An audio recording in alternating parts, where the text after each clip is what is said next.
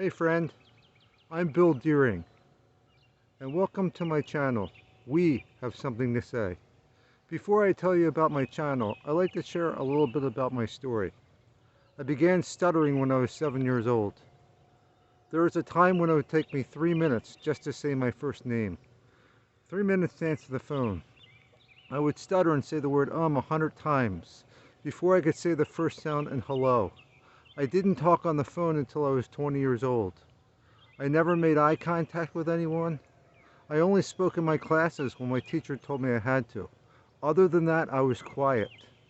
I'd come home every night and plead with God to stop the stuttering. I'm like, God, I'll take anything else. Give me anything else besides this stutter, because I can't handle it. Every day in the back of my mind when I went to school, I was like, who is going to laugh at me today? Every day I went to school worried, anxious, and nervous.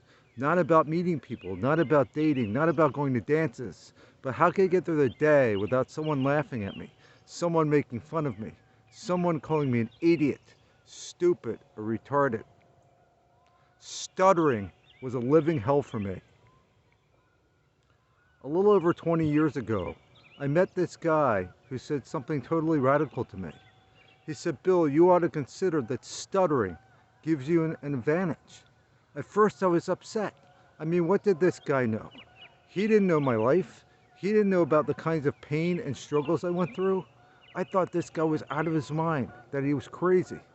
But after I had some time to think about it, I asked him, tell me, how is stuttering an advantage? He looked me right in my eye and he said, Bill, have you ever noticed that when you stutter, people stop? They listen to you very closely because they want to hear everything you have to say. He said, that's your advantage. He said, Bill, most people don't get listened to in that way, and you do. It took me several conversations to realize he was right. I started noticing how closely people listened to me when I stuttered. I like to say that after all those conversations, I stopped caring that I stuttered. But the truth was, it wasn't that I stopped caring, it's that I stopped letting the fear of stuttering stop me in my life. I was now going for jobs where speaking was the critical component of the job. Previously, I had held positions in data entry or as a file clerk, jobs that did not require much interaction with large numbers of people. Now I was going for jobs in sales and customer service. My favorite job was being a bank teller. When I first started as a bank teller, I had to keep reminding myself that stuttering was an advantage. I went out of my way to have all of my customers feel welcomed by making them all homemade chocolate chip cookies. My commitment was for them to be appreciated for doing their banking with me. As it turns out, I was really good at remembering customers' first and last names, and I built relationships with all of my customers once a week in 60-second intervals. Within 1 year, I knew all of my customers on a first name basis. Customers will go out of their way to say hello or wish me a good weekend. It was very satisfying and fulfilling.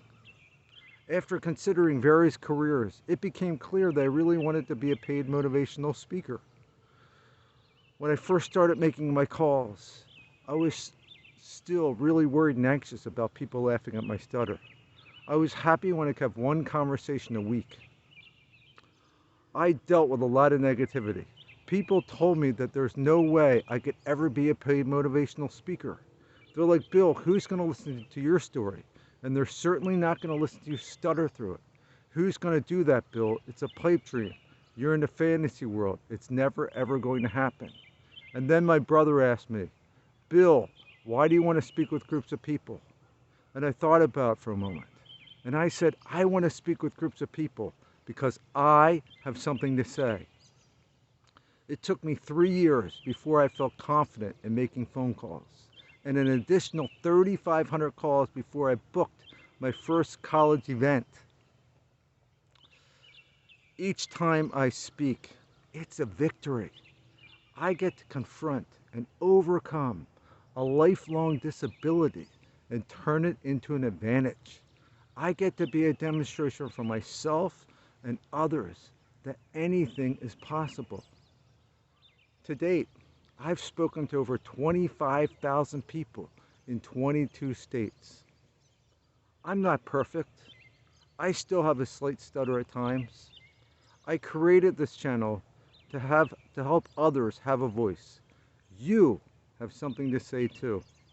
Subscribe to my channel to learn how to love your uniqueness, to turn your weaknesses into strengths, and to be courageous in the face of your fears. Welcome to my channel. We have something to say.